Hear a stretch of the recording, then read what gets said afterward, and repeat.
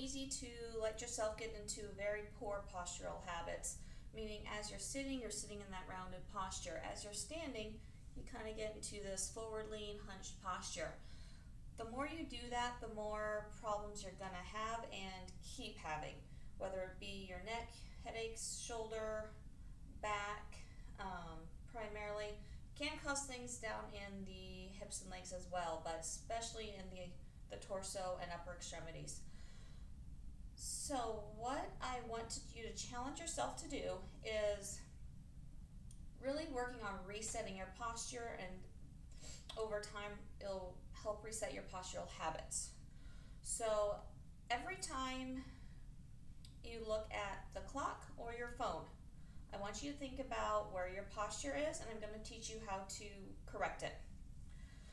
So what you're going to do, if you're standing, you are going to get your feet shoulder width apart.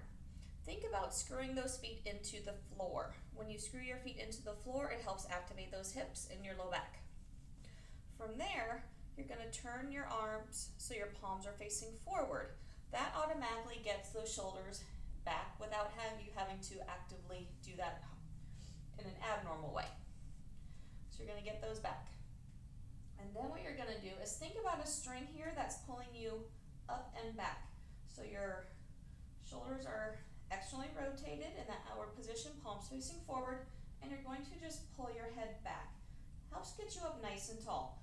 From here, my arms can still be externally rotated, but I can still use my hands however I need to.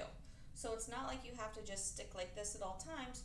Your shoulders can stay in their good position as you still use your arms for things. Especially if you're at the computer, you can keep them in that rotated position and still keep your hands right here in front of you. Now when you're sitting, obviously you can't screw your feet into the floor, but you can still get that nice brace position.